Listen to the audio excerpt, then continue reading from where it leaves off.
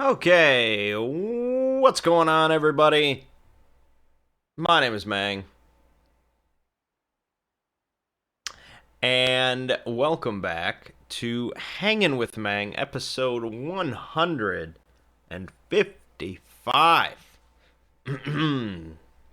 So, by my calculations, then, that means that next Sunday will be the 3-year anniversary of doing Hanging with Mangg.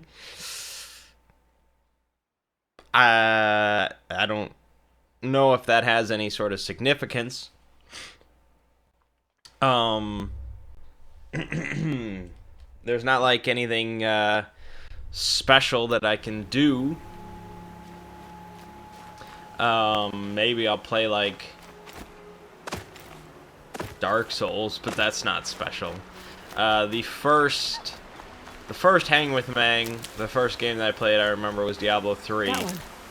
So I could do that, but I don't know if I have much interest in that right now. So yeah, I don't know if it's very special, but it will be the 3-year anniversary. And that's cool.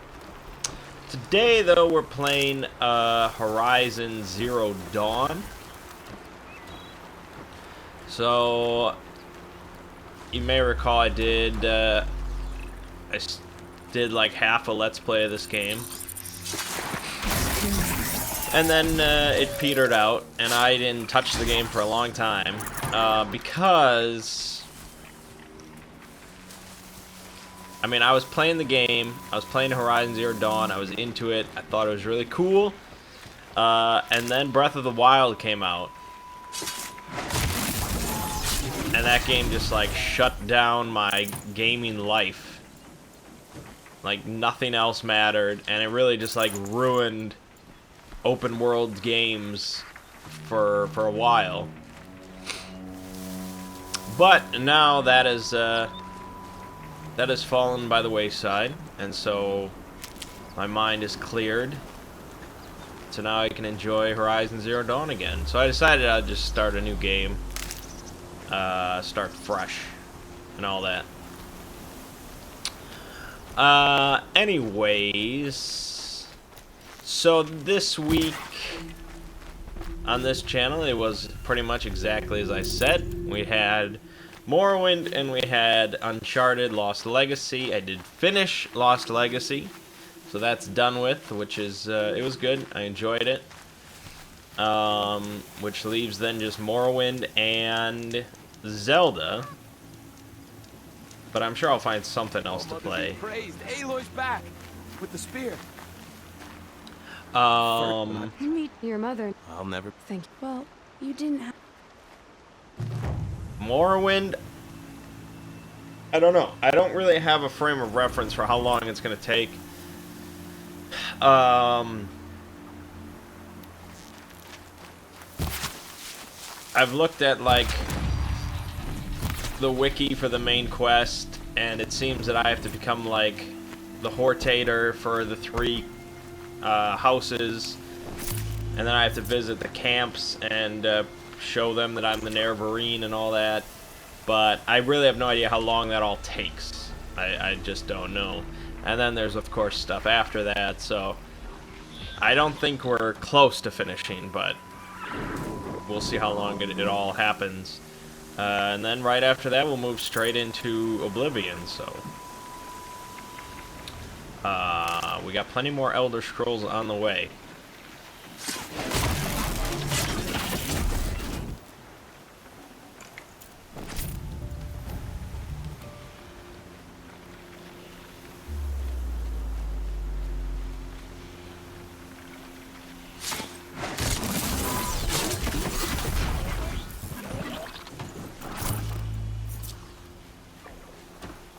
Yeah, that's pretty much it. On the Exploring series, we had the Bosmer video released, which performed about as well as the Bosmer video could hope to do.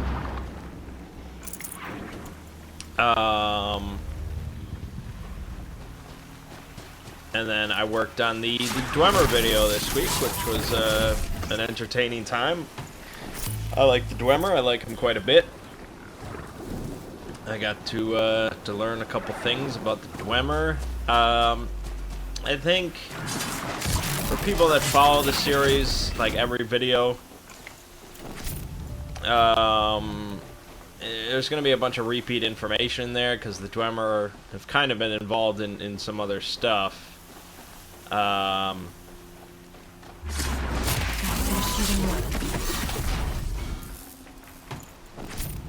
But if you're new to the series, it's the first video that you watch, I worry that there's just not enough explained, because I generally go off the assumption that people have watched multiple videos, because I have to. I can't explain everything fresh. Otherwise, the videos would be very long.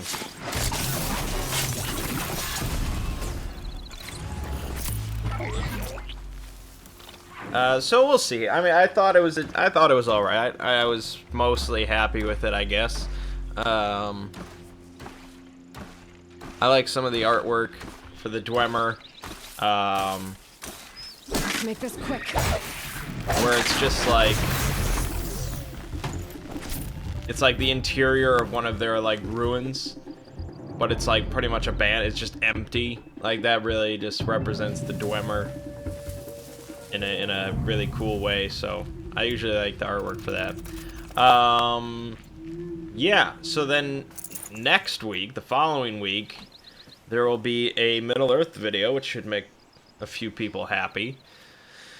I'm almost certain it's going to be on the fall of Gondolin, and I'll talk about the foundation of Gondolin, the great city, and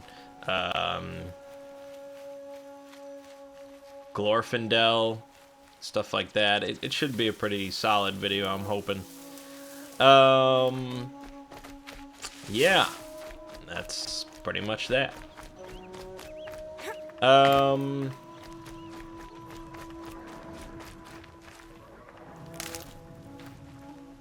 Let's see. Board gaming this week again. There was practically nothing. Can't be just one machine. Some of them wanted to get together yesterday Aloy, to do some gaming. you have the. I did. You will know. Wait for. And I wasn't really in the mood for it. I said I would play Cosmic Something else. if we got together a group for Cosmic, I don't. but that didn't happen, so Perhaps. whatever. Sometimes you're just not in the mood for that. Still. Good. Because our D&D game did not happen yesterday. DM was under the weather, and so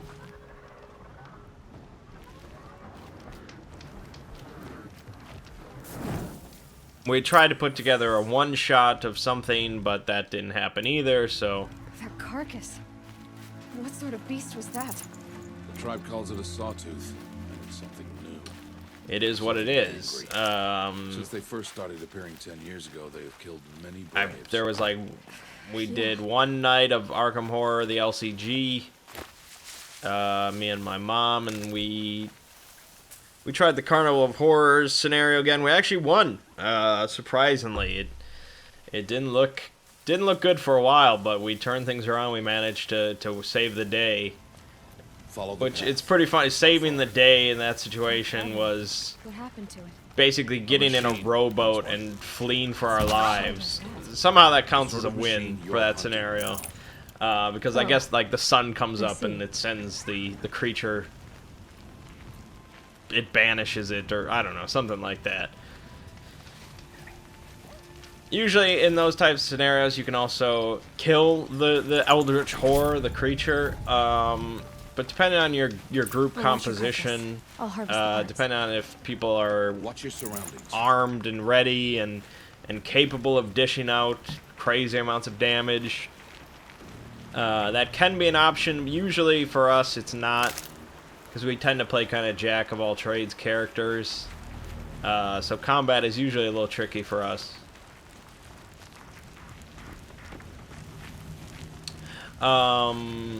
But it's good. So I think we're going to go through the Dunwich cycle one more time with a slightly different setup. And that should be fun. Just a great game. Won't be much farther now.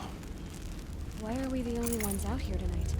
The tribe's braves hunt this machine. Yeah, that kind of sums it up for board gaming, I guess. Not a whole lot to say. They will hunt again. They won't need to. This machine will be my kill. Or your death. I'm really just into RPGs right now. Tabletop stuff. I've been watching, you know, some old Counter Monkey videos. I've been looking at some new RPGs, and yeah, I would just pretty much pick that over board games any day of the week. So sue me. So sue me! Except, I'm still not the type of person that will go out online and find a random group of people. So, if I were that type of person, yeah, that would be... I should stay I'd be playing at least a few times a week. Tall grass to approach. Okay, let's see. Where can I place my traps? But alas, I'm not that type of person, so...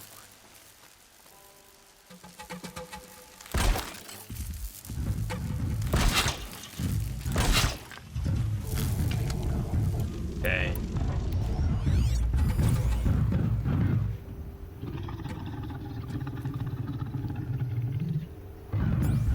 Oh, get wrecked! Get wrecked! Ready or not?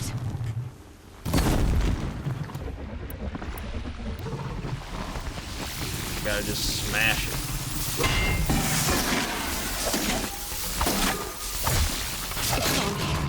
Okay.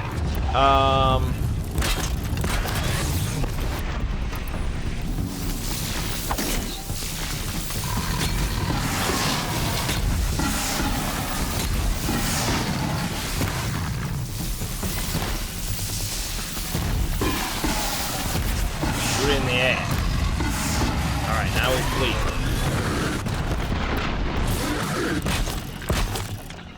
Is there diminishing returns on this? Stay down.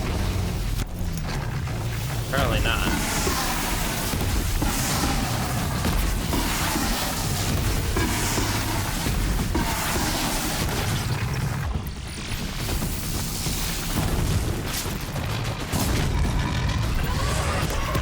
Whoa, whoa, whoa. Easy there, fella.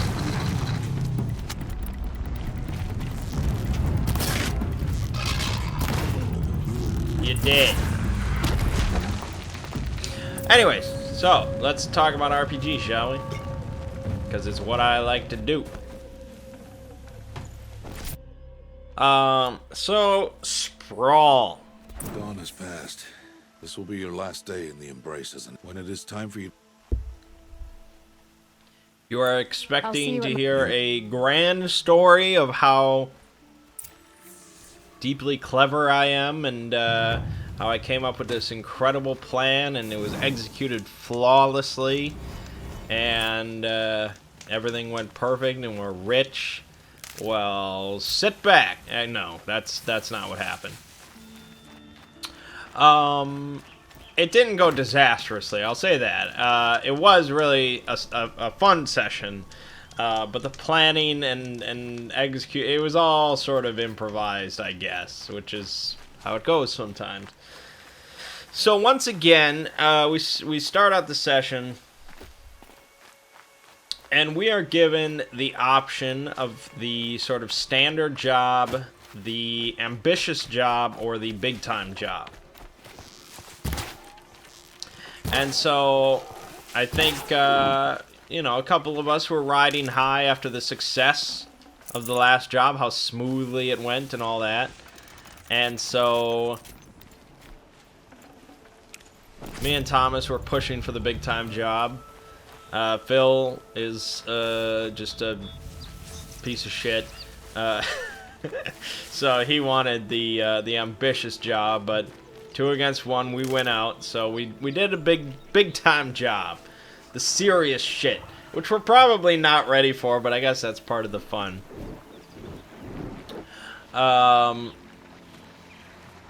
So.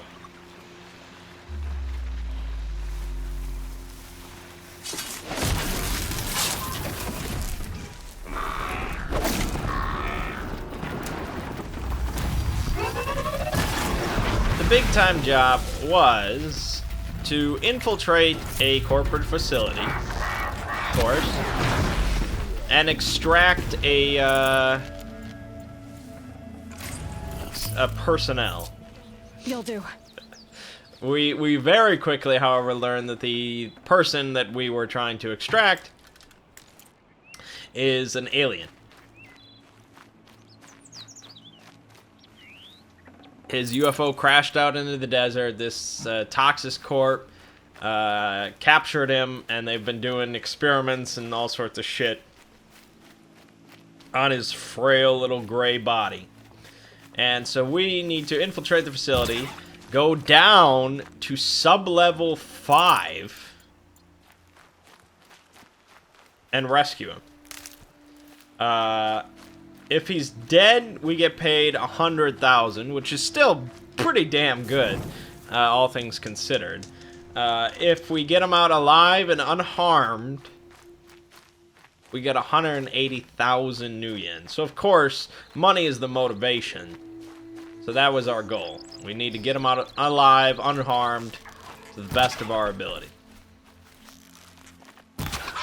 So, that's easier said than done, though, because if he were on the 60th floor, that's a lot easier of an extraction than sub-level 5. Underground extractions, there's really only one way out, unless we tunnel in, which, well, really, the sub-level thing is a problem. And I knew it immediately was going to be a big problem, because we're trying to extract this creature that is, you know, cannot be injured and is pretty much useless, and we'll probably have to, like, tranquilize him or something. Like, it's just, it's gonna be tricky. But the real problem was, we only have 2 days to do this. 2 days. From when we got the job to when the job needs to be completed. 2 days. Time crunches are really the worst. You just don't have time to do almost anything. You know, we're like, you know, we should do that, we should do this, we should do this. No time! No time! The reason why we only had 2 days was apparently this alien was not being treated well. And the guy who hired us said that This for you. the way that they're currently treating him, he's not likely to survive for very long. You know, 48, 72 hours, something like that. So time was of the essence. It doesn't really make sense to me, like, that this corporation, they're just so arrogant and or whatever. They're just like, who cares about these alien? You know, we'll find some other one at some point. Just let them die. Like, I don't know. But for the moment, It seems kind of ridiculous, but the point stands. We need to do the job quick, so we'll do the job quick.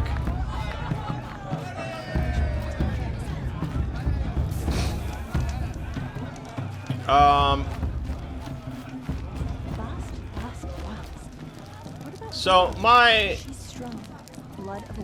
brain is cranking away, just trying to figure out. This heat crawls. Seems underrated if you ask me. Aloy, it's you, isn't it? It is. Are you the... Trying to figure out what is our best As you can see, possible route of getting into this facility, sub-level 5, and getting out again without there being a firefight. Really, that's what it came down to. We just could not really risk there being a firefight. So what are our best options?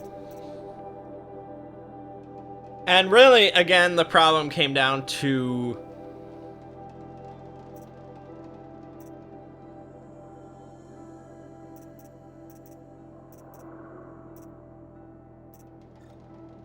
I guess me, to a degree. wait, Aloy, you didn't. Well, I don't want this shit. It's useless. There. You Anyway, you'll know it. To your sister. Yes, I'd expect. know, I'm playing a teenager, or, you know, just barely a teenager. And so, in a lot of, like, in D&D, it never really matters, right? You just... Yeah, I'm a kid, And sometimes it'll come up in like dialogue or something like that. But for the most part, it doesn't really affect like what I'm trying to do, because I'm still a D&D character, a Dungeon World character, or whatever. I have the same stats and all that as any other character. And in this situation, yeah, I have the same stats as an adult, but the fact that I am not an adult does affect plans, because I cannot be seen where an adult is usually seen.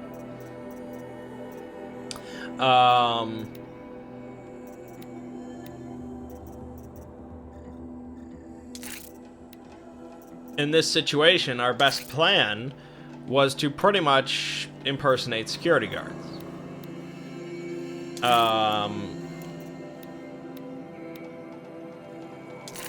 To get into the surveillance booth, take over the cameras, have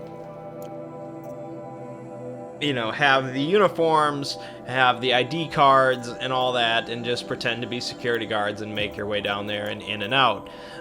It still doesn't really solve the problem of extraction, but one problem at a time. And so getting in was tricky. And so eventually I decided I cannot go down there.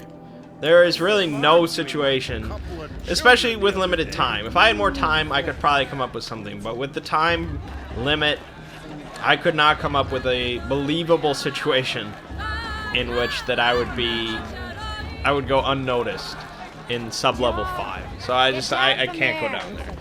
If there's a security booth on the main floor, maybe I can get in there. We can sneak me into there. But sub-levels, it's just not going to happen. I'm not that stealthy. Aloy, over here.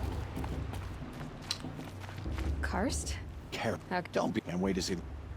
And so, All right, let's do this. when we got the job, we were given this folder of intel, and one of the things that was in there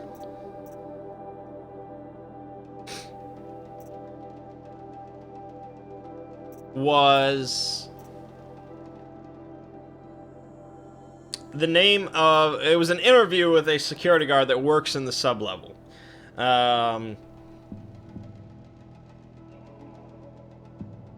And so I guess Thomas decided to add him as a contact.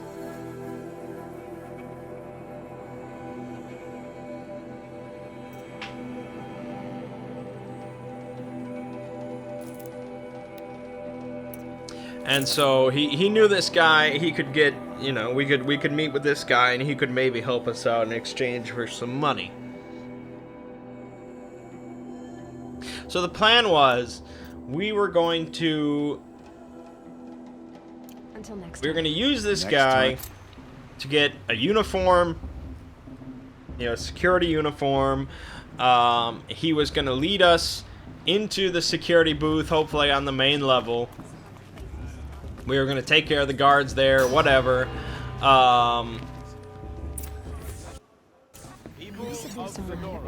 I was going to take over the cameras, and I could, edit the camera so that, other security guards or whatever watching other camera. We were going to get into the system that way. And then, You're the only. they were going to go down to the sub-level 5. They were going to get the alien, and then I don't know. I still hadn't gotten that far as to what was going to happen after they actually grabbed the alien.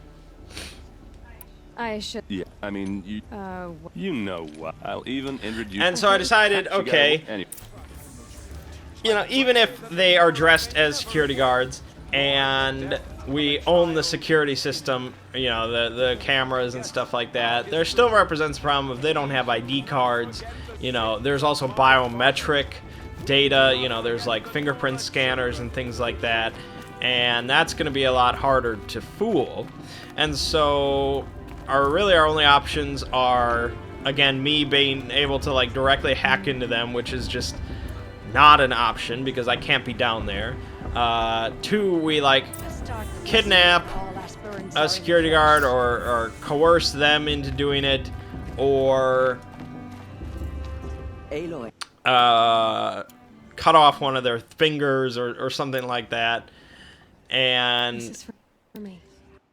that's not really a great option either, because that just leaves evidence and stuff like that. Or the third option was to put them into the system. One of the Mission Impossible, I think it was, I want to say 5. I don't know. One of the Mission Impossibles involved that, of where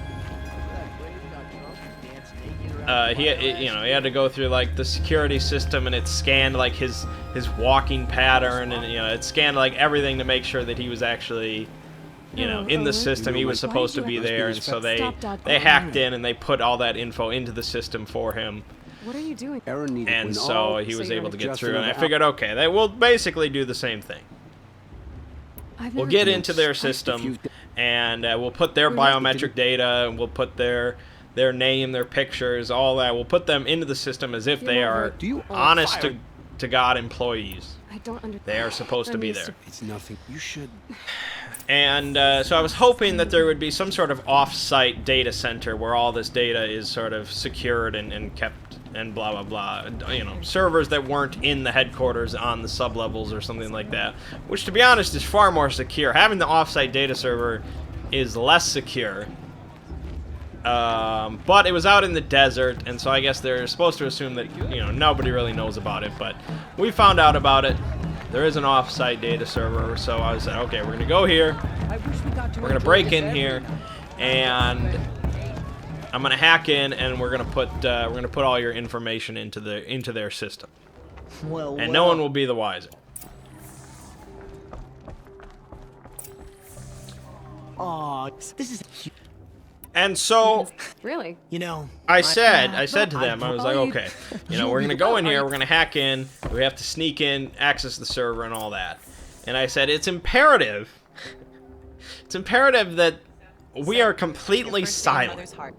Like, they cannot know that we were ever here. Comforts and distractions. That's what I This will be think. funnier later. They cannot know we were ever here, because if they suspect anything is up, they might check. They might look closer into their logs, into the data streams or whatever. They might check, recent additions to the server, something like that, access, whatever. And so they might find out that, these 2 employees weren't here 10 minutes ago, but now they are. That seems pretty freaking fishy. So it was imperative that nobody really looks closely into anything, and it's like we were never here. It's a grazer. And so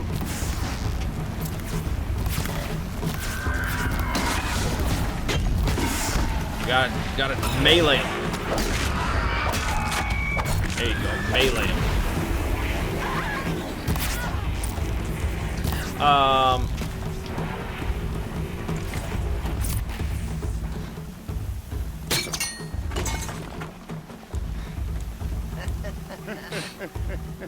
Your trophy is shot. So we decided that there was really no reason for Thomas's character to go in, because he wasn't stealthy and he wasn't really a combatant.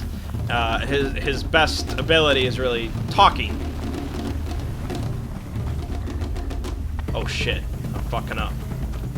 I'm gonna lose this. And again.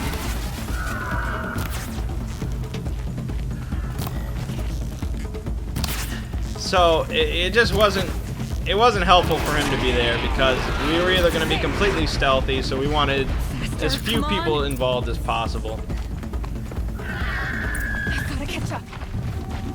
or there was going to have to be some knocking out or some strangulation or some, in a worst case scenario. So he was useless at that as well. So he just sat in the van, and we decided he's just not necessary. So it was me and Phil's character, the John Wick character, just in case something went wrong. And really, things were bound to go wrong because I'm not really a stealthy person. Dead last, girl. Might as well walk from here. Boss will win, Urvala, but you'll be made a brave so long as you finish. Oh, now, that's an old trail. 2 died on it last year. It's falling apart. Better dead last You're falling than apart. Dead altogether. So we climb over the stone wall that is Whoa. By all borders fuckers, the facility. You're gonna kill yourself. We get over that, no problem. They have plenty of blind spots for their cameras. It does not seem like that secure of a facility. Forward now. And so we look through like the windows. We see some security guards in there, just like playing cards or something like that. Again, it does not look that secure. Gotta keep going. The outcast. On the old trail? Is she crazy? But it does seem. Good. I'm gaining. We can't go through the front door, and the only other real entrance we see is the emergency door on the side. Close. It's crazy shit, man. And so this worries me because I assume that it's a very mechanical alarm. Like it's some sort of wire being tripped or something that triggers the alarm on the emergency exit. So from the outside, there wasn't really a way that I could conceive to disable this alarm if we open the door. And so if we can't disable the alarm, it's just not an option. It wasn't like a digital system. It was old school. Must be perfect. And so I'm like, okay, do we see any vents or access to the roof or anything like that? And so there was like a ladder that was locked Come on, that led to the roof, so we picked the lock. Beat me now. And I climbed up the roof. I used my little fly drone.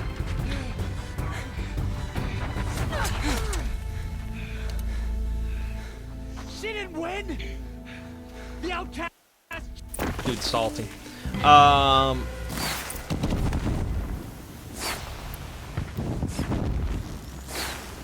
Too many of them! We can't win! I used my little fly drone, the drone the size of a fly, to scout out the facility and things like that, so I could get a layout. It's definitely useful for stealth. And so we found on the roof there was a vent opening that could be unscrewed that I would be able to fit into, but John Wick could not. And so I'm here now. Oh no! There's more! I headed to the. They keep coming! How many are there? I headed to the roof. Fight! Get back in there and fight! I unscrewed the vent cover.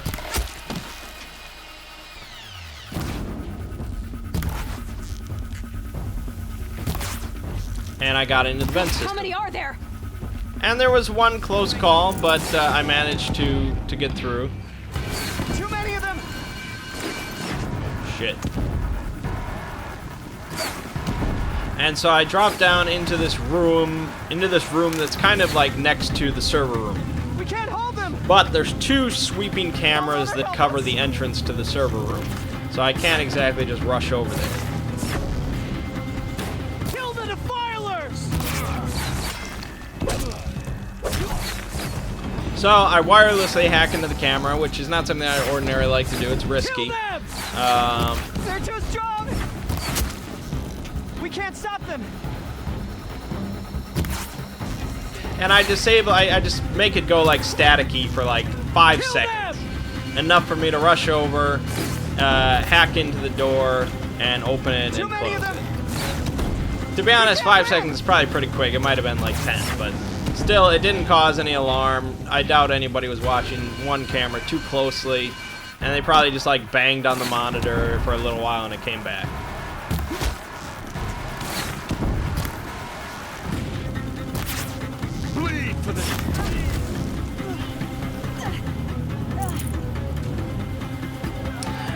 So I'm in the server room, and no one is any wiser, which is good. It was going really well, pretty much up to that point. And so I hack into the server. I upload all their biometric data. They're in the system. We are all happy. But then I'm like, okay, well, since I'm here,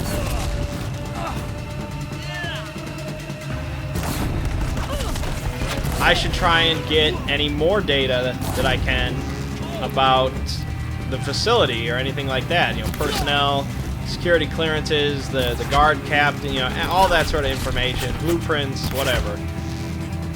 It was in the process of getting that that I triggered an alarm. I mean, when you do enough hacking, that's gonna happen.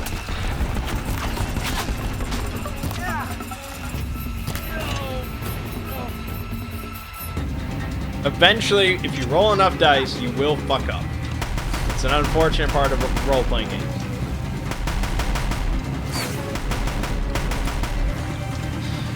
And so the alarm triggered. I finished gathering up the information that I wanted. I copied all the data, but I'm like, okay, well now, you know, now we have a problem. Now the alarm's going off. They're gonna check in here pretty soon. So I need to solve this problem. So I tell John Way, I tell Phil's character, you know, I hit up his comm link and I'm like, fire your fucking gun in the air outside right now! Right now!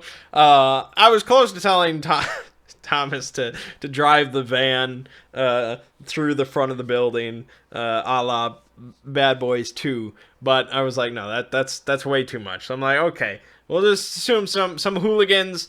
They tried to get in through the emergency door. They triggered the alarm, and so now they're just firing their gun at something, you know, just caused a little bit of a commotion. But most importantly, we needed to imply that they never actually got into the building. Either way, you know, the alarm was triggered. Our problems were beginning, no matter what. So I was not happy about it, but I was like, okay, I need to draw them away from the server room for this moment. I don't see my bow here. Or that damaged. So he does so after unscrewing his silencer, and I take the time to rush back over to the cubicle room that I had first, you know, come into. And so now I needed to get back up into the vent. Looks like the ruins I fell into when I was young. I needed to climb back up into the vent that I had jumped out of. And climbing back up is harder than jumping down. The old ones. There. With the rest of my things. So I believe I rolled my meat. So 2d6 minus 1. I needed at least a 7. I rolled 3 times, and I failed every single time. Including Snake Eyes on the 3rd attempt. So it was clear that I was not getting into this vent. It just wasn't going to happen. What can you show me? And so Ziggy tells me, Are you saying I was born here? he's like, you know, if you spend an XP, I'll give you like a revelation about what you could do. And so I was like, okay, is this like a secret? Or is this something that I, as a player, should be realizing, but I'm not? And he said that I was not realizing it. And that just made me angry. Because it's like, I was having some massive brain fart. Is my mother here? That Am I going to meet her? It's complicated. just I could not. I was too stupid to realize some basic way out. And so I refused. I couldn't. My pride would not handle that. I asked him later. It turns out the revelation was that at that point I could have just ran across the building was just the first of many and gone out the war party we sent after the killers emergency exit, because the alarm was already going What does that off. have to do with where I was born? And it's not like I didn't think of that. It's not like that. Oh, I can go out the door. Like, oh my God, what a concept. Is where we found you. It didn't seem to me to be Came to look, and there you were. a better option Just than trying to get back up into the vent. Yes. Yes, if I went up into the vent, I would end up on the roof and I would still have trouble. it still wouldn't be a great That is what I situation. have believed. That you came But from the womb of the mountain. I just didn't believe that I could run across the building with the cameras and with guards scrambling around and stuff like that and not being seen. It didn't seem plausible to me as a player. Not a gift, but a curse. And then, you know, I would still just be on the other side of the exit, This isn't a goddess. right Aloy. at the exact spot It's a where door. Phil fired off his pistol into the air. So it just Aloy. that all didn't mothers seem like a speak good. to you as Yeah. So it wasn't. I'm glad I didn't spend the XP because I didn't think.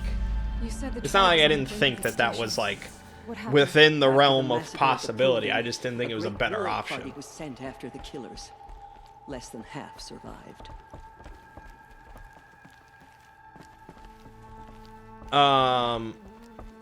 So after I failed the third time, while this is going on, Phil has made it back to the van. So he's sitting there with Thomas.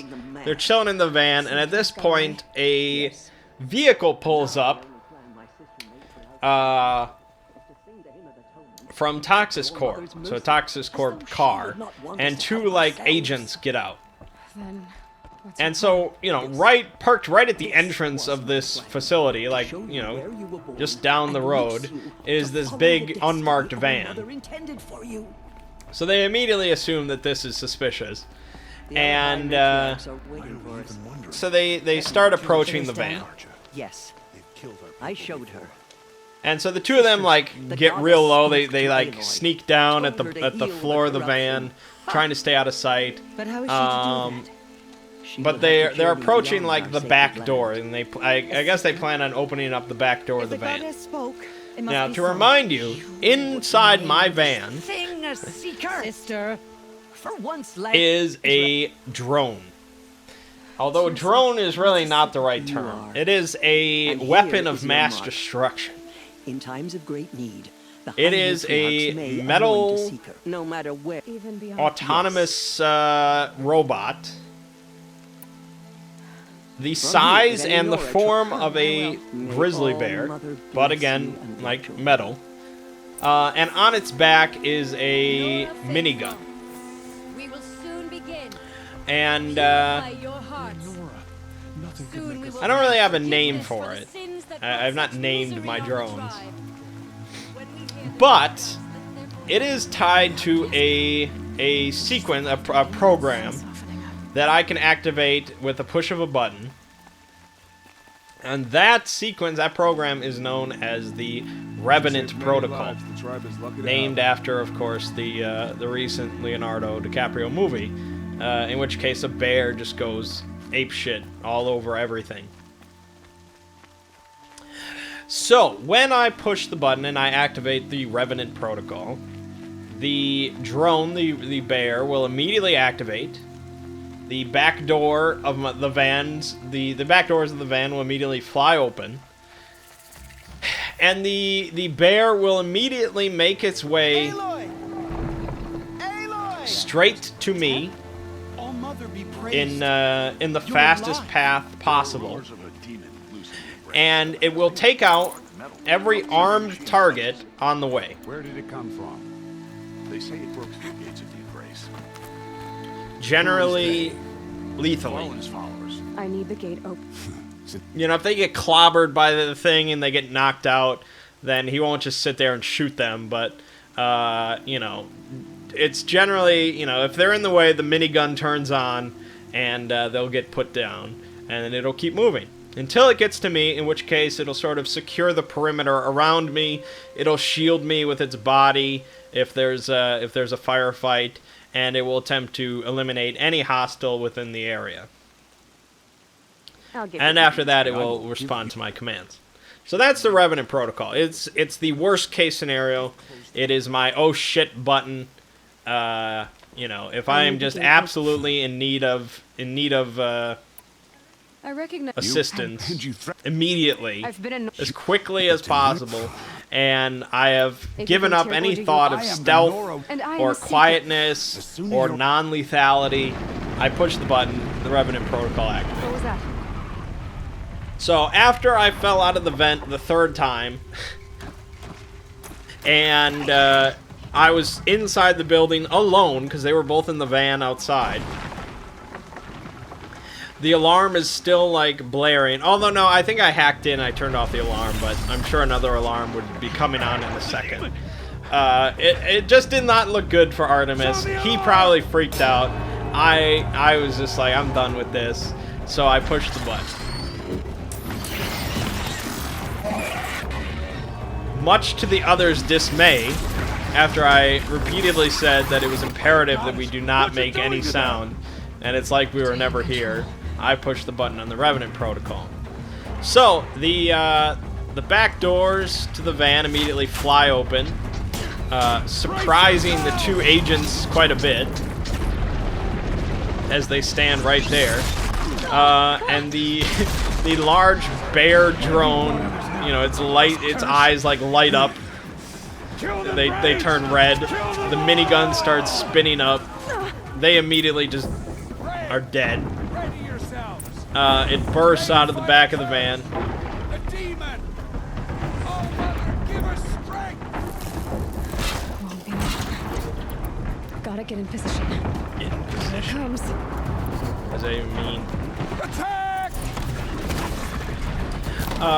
And so the Revenant protocol, the bear immediately makes its way towards me. As quickly as it can, it leaps over the stone wall. It crashes into the building. It eliminates pretty much every guard on the way.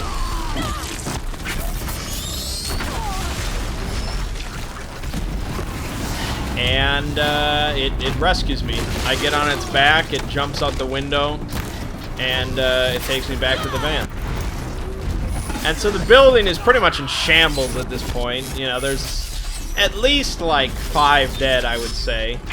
And it's pretty much, it's on the cameras. The surviving cameras got footage of this giant bear rampaging through the facility.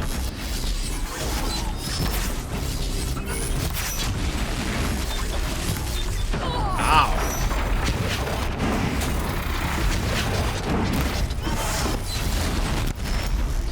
And so they're a little angry at me, of course, because, you know, again, the goal is to be stealthy. But I was trapped. I panicked. I don't know. That's what the button's for.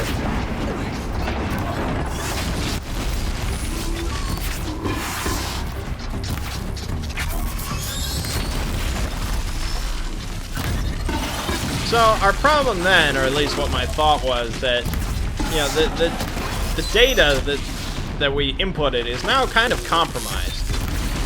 Like, they could easily just be like waiting in ambush now for these two guys that are apparently planning to infiltrate their sub-level.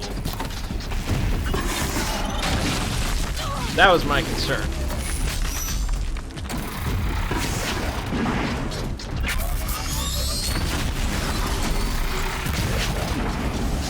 Damn, that thing's durable.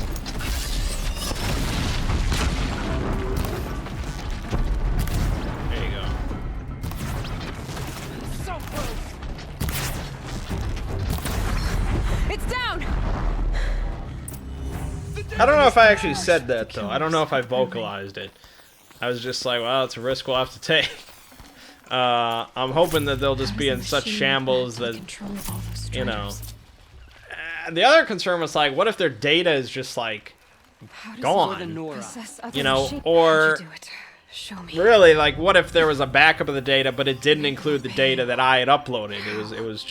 It was not up to date, basically. They had to use an older backup or something like, I don't know. I just rolled with it. Graves,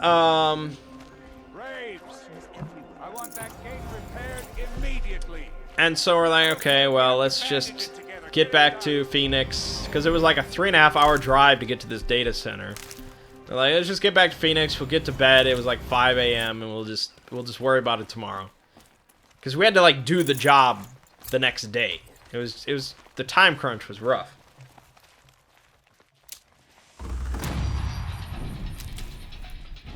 And so we get back to Phoenix. We hit the sheets, And the next day, I tell Thomas to, meet up with his contact, the security guard, get the uniform, get his assistants, pay him off, whatever. So he talks to this guy. And the guy quickly realizes that we're interested in this alien, because that's, the hot commodity. And so he's like, "Oh, didn't you hear? They're transferring it." I'm like, "What?"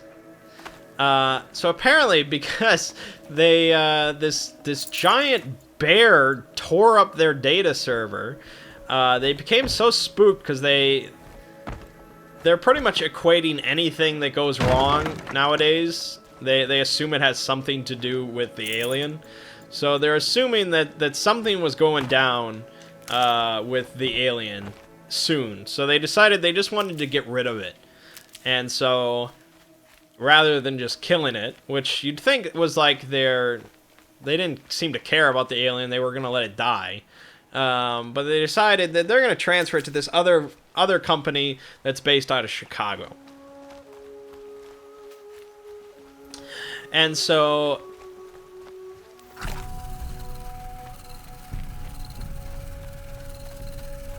they were transferring it today, like this evening. And they were going to have an armed convoy take the alien to this their private hangar at the airport, and then they were going to load it onto an airplane, and it was going to fly up to Chicago that evening. And so that kind of made me grin, because that's actually a hell of a lot easier. There's far more potential for complications for them during a transfer than just keeping it in a secure sublevel. So this made me smile. I was happy with this. We achieved a good goal here. It was an unintended goal, but it was good. Are you out there? So we really had three options. One was to grab the alien before it got on the plane. Attack the armed convoy. Two was to get the alien after it landed. Mom, can you hear me? So that means we get up to Chicago immediately, find out where it's landing, and grab it once it lands, and hopefully there's less security. Or three, we grab the alien while it's in flight. And that, of course, is the far most appealing one to me, because that just seems the most interesting.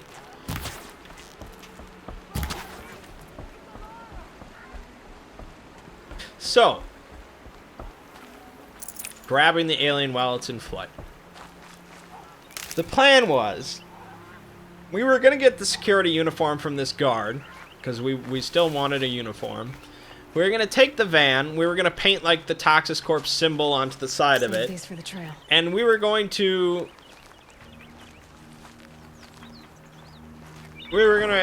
pretend I can test the override device on them. that we were doing like pre-checks for the transfer and the flight and all that. We were employees from Toxis Corp, and Okay, here it goes. once we were there, we would sort of like, we would either secure the plane beforehand, or we would just sneak on and hide out there and blah, blah, blah. That a boy. That's more like it. Yeah! Yeah! Yeah! Ride! The problem was, there was only one problem was there was only one uniform, so only one of us could pretend to be military. So we decided it was going to be Thomas, because he was the best bluffer. He could fast talk. I should try overriding other kinds of machines. Sounds incredible. Watch yourselves! Bring it closer! Closer! So we're like, okay, so we get the Toxis Corp symbol painted on the van. We get him in the uniform and all that. We find out where their hangar is at the airport, and we drive over there.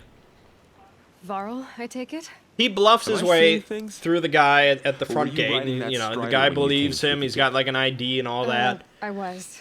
It's And hard to explain. I imagine so. but the guy mentions like, "Oh, you guys are early. I thought the pre-check wasn't happening until later." The matriarchs made me a seeker, so I could. And so I'm like, "Well, this guy has to die." And then you should head north to Mother's Crown. He doesn't have to die, but usually that's the easiest way to handle these things. I should be. And so Where was she last seen? The war party massacre we tell site. Thomas to A park wooded the hollow van across nearby from Devil's the front Steps on this booth side you might because be we have to deal with this guy.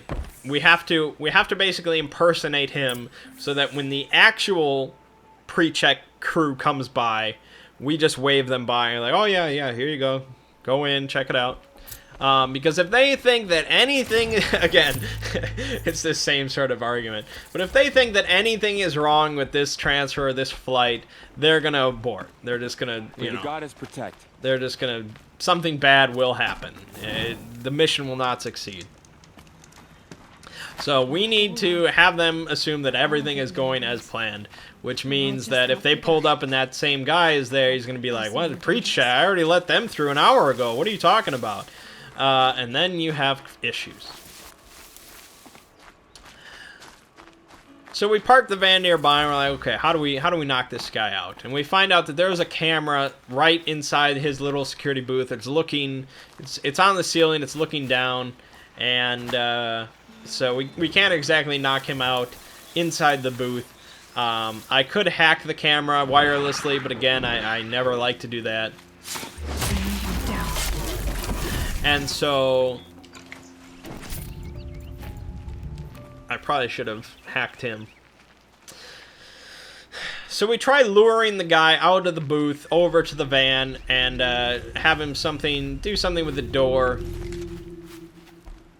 And so when we open the door, Phil would grab him and strangle him, and we would be fine. The problem was that Thomas tells the guy that he needs help lifting something. And so, you know, he asked us if that was a good lie before he did it. And I was like, yeah, lifting something, whatever. But he said he needs help lifting something over to the hangar. See, that makes it not believable at all, because we were like across the tarmac. Like we were quite a ways away from the hangar. It just does not make any sort of believable sense that he would want help lifting it over to the hangar from here instead of just driving over to the hangar. It made it just not believable at all, and so he failed his fast talk. Ross said there's good machine hunting across the river. And the guy was just like, "Oh, I'll call maintenance over here. They'll help you out."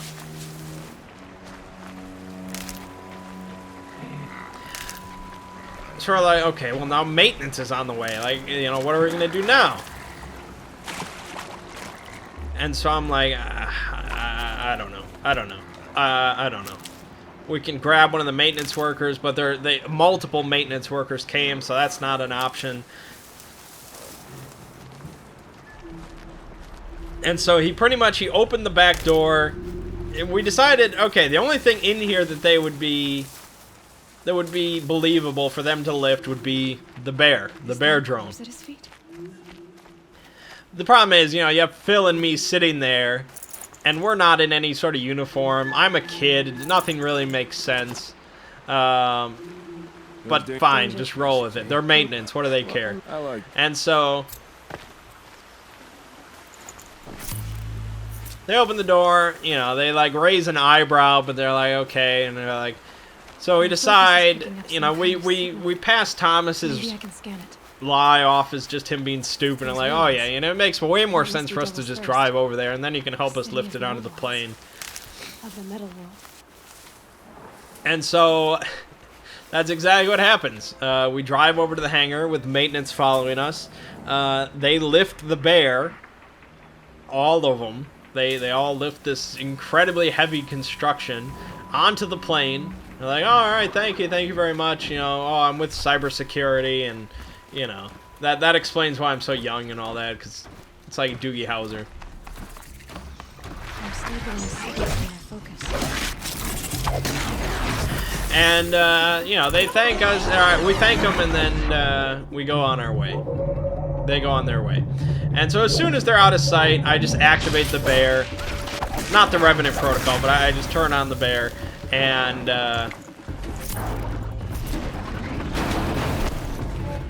I just have it climb back into the van.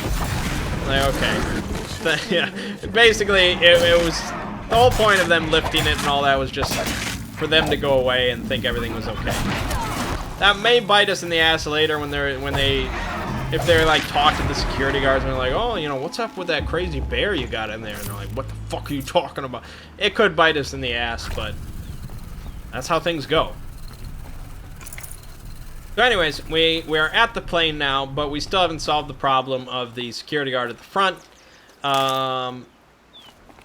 Phil was very close to strangling one of the maintenance workers so he could take their uniform, but it just wouldn't solve anything because, yeah. So it just wouldn't be believable. We couldn't come up with any sort of solution where we could lure the guy out over to the van again. He wouldn't go for it. We didn't, I mean, I'm not saying we tried, I'm just saying we were theorizing that nothing would really work. So we decided that our best case is I'm going to have to hack the camera, and then they're just going to go in there and knock the guy out. It really is probably the best case at this point. So, we ended the session there, but our plan is we're going to go over there, I'm going to hack the camera, we're going to knock the guy out. Thomas is going to take his place. Okay, so he's gonna pretend to be there, and his job is not difficult. He's just gonna wave the pre-check guys through, and that's pretty much gonna be it. He just has to be presentable. Phil and I are going to sneak onto the plane. We're gonna hide out somewhere inside of the plane. I'm hoping we can like go into the bathroom and maybe find some compartment, you know, some sort of thing that we can sneak behind and just hide. And hopefully they do not find us. This is really going to be just an improvisational thing. I don't know what's going to happen there, but we need them to load the alien on and get away. We need the plane to take off. Once the plane takes off, we have to take out the security guards that are going to be on the plane without harming the alien. I'm hoping this involves like me hacking the system and opening up like the loading door in the back or something like that. And hopefully they're like not planning for this, and so some of them like fly out, and then John Wick goes and takes care of the rest. I have some tranq bombs, you know, DMSO in tranquilizer. Maybe that can take out some of them as well. Ideally, this does not involve any harm to the alien. I'm really hoping that they like secured him. He's not just like on a slab or anything like he's actually in a container of some type. Then we either take out the pilots or I just hack the plane and we land out in the desert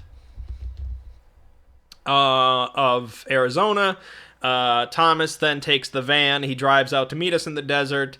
We load the alien into the van.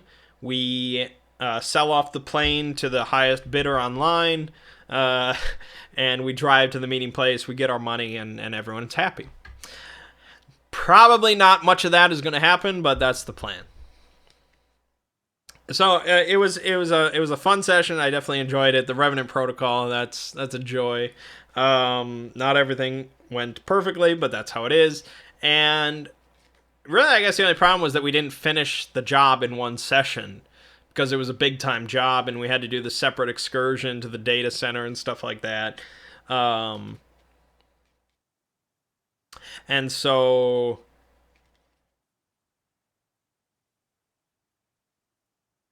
yeah, I mean, I'm worried that we're going to get into this cycle where like every session now is going to be like the ending half of one job and the first half of another job, and we never get to do one session, one job anymore, but I don't know, we'll see. Maybe we can do something quick next time. But yeah, we end up, I mean, I enjoy preparation. That's really one of my favorite parts of the whole genre, is just preparing for the job. You know, thinking of contingencies, thinking of backup plans, just doing all that work.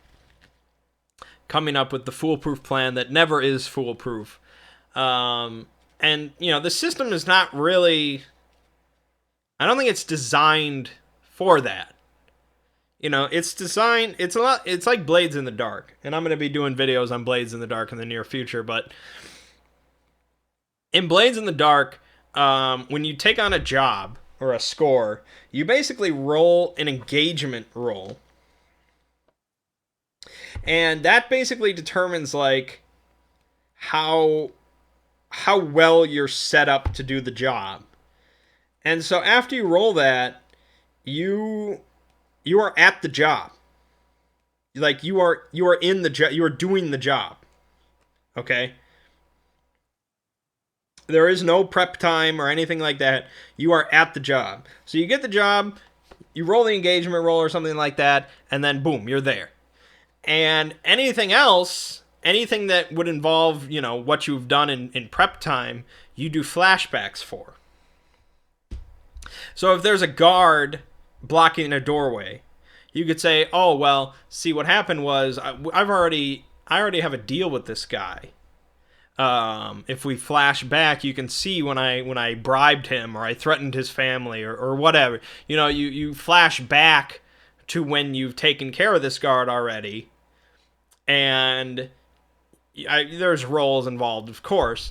But you say, oh, well, I've already taken care of this guy. He's with us. You know, he's with us. He's on our side, or you know, he's gonna do what we want him to do. He's not really a threat.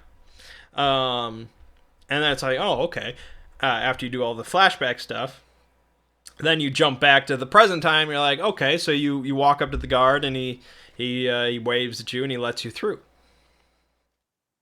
And so you do that for all sorts of stuff. And so you just keep going through the job. You do occasional flashbacks for stuff that you could conceivably have prepared for. But most of the job is just doing the job. And that's not really how I like to do things. That's certainly a very good playstyle, and it's very interesting and probably preferable to a good number of people. But for me, I'm all about the prep. I don't want to hand wave it, or I don't want to say, oh, well, I already did this, and, you know, I don't want to come up with my prep during that just doesn't, no.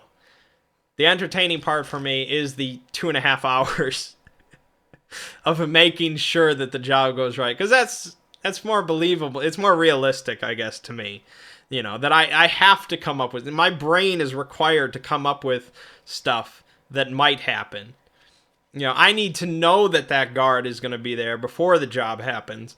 And if I want to deal with him in a way that doesn't involve shooting him during the job, you know, if I want to bribe him or threaten his family, I need to do that beforehand. I like playing all that out.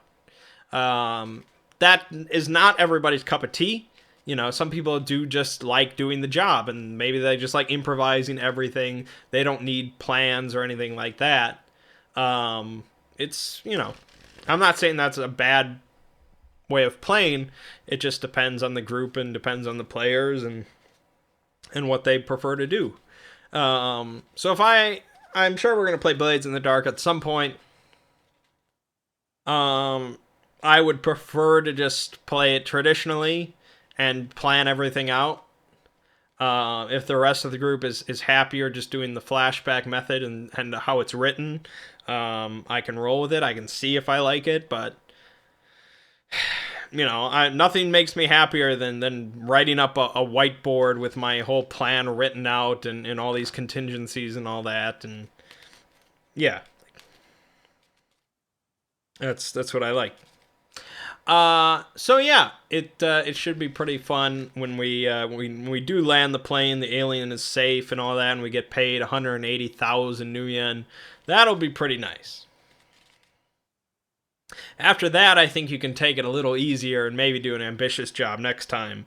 But who knows, maybe we'll just be hungry for more big time jobs, but they're definitely tricky. There's higher threats involved. So yeah, Sprawl is going well. I don't know. There's nothing really conceivably stopping us from continuing to play. There was a thread recently on the RPG subreddit that was like, you know, what causes a campaign to end, or something like that. Like, you know, what most likely causes a campaign to end. And like the top result was pretty much somebody saying that there's a campaign that they'd like to try. Or that, there's like a system or a plan or something else that they'd like to try out. And it's funny because that's usually how it goes for us as well.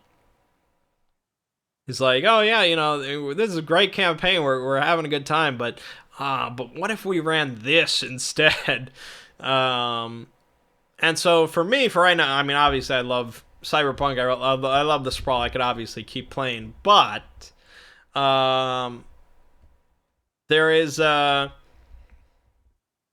RPG that I don't want to run, but it's called Dungeon Crawl Classics, and it's basically, I guess it's kind of Pathfinder-ish.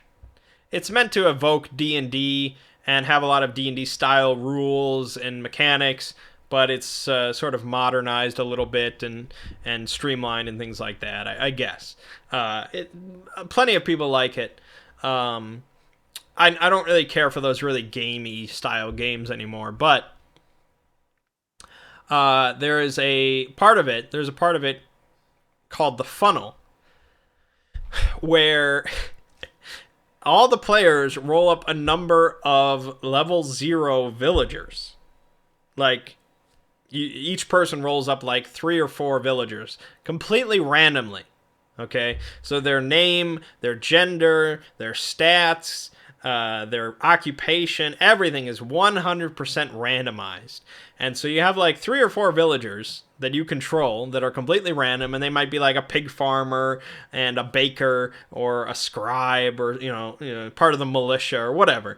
And so they're villagers, so they're level 0. They're complete shit. They really have nothing to them. They're like my commoner character. They're just shit. And so the funnel is this starting adventure where they're basically put through like a meat grinder, pretty much. They're just put through the wet works, and anybody that survives and comes out the other end becomes a level 1 adventurer, because they've survived an adventure that is designed to kind of kill them. And if you lose all your adventurers, or if you lose all your villagers during the funnel, you're usually given like another one. Like, oh, it might be like you get one more, like, oh, don't fuck this one up, or something like that. But it's generally designed that you end up with a level 1 adventurer, and it's like, oh, this guy, he's proven it, he's earned it, he's earned his level 1, he's actually earned his, how does a character become an adventurer? And so the funnel shows you, it lets you play it out, and so that's part of Dungeon Crawl Classics, but people have been adapting this to other systems, and so somebody has adapted it to Dungeon World, which is a system that I do really enjoy, and they've called it, of course, Funnel World, and so it tells you how to roll up the villagers and all that. It gives you the different tables for how to roll them up and blah, blah, blah, and it has you roll up a random village, and the people help, the players kind of help design the village and lay it out and all that, and then you run through a funnel adventure. And, the funnel adventure, if it was just a group of like level 1 or 2 actual characters, it would just be really kind of just a joke. It would be pretty damn easy. But since you're all level 0 villagers with really no abilities whatsoever, and you have to roll 3d6 in order for all your stats, just like the old school, which really appeals to me nowadays, you're probably gonna die. You have like 2 or 3 health, maybe 4 or 5 if you're really lucky. You roll a really high constitution, but yeah, you have like 2 or 3 health for all your adventurers, and so pretty much anything can just easily wipe you out. Any trap, any monster, and so it really, I think, encourages clever play, and you're gonna have villagers die off, but the one that survives, you're gonna feel really happy that you earned it.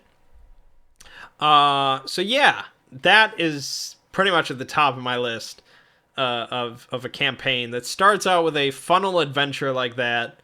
You have a person that actually, he was a pig farmer. He had pigs. He was a villager. He went through some shit, and he became an adventurer, and he decided to keep adventuring.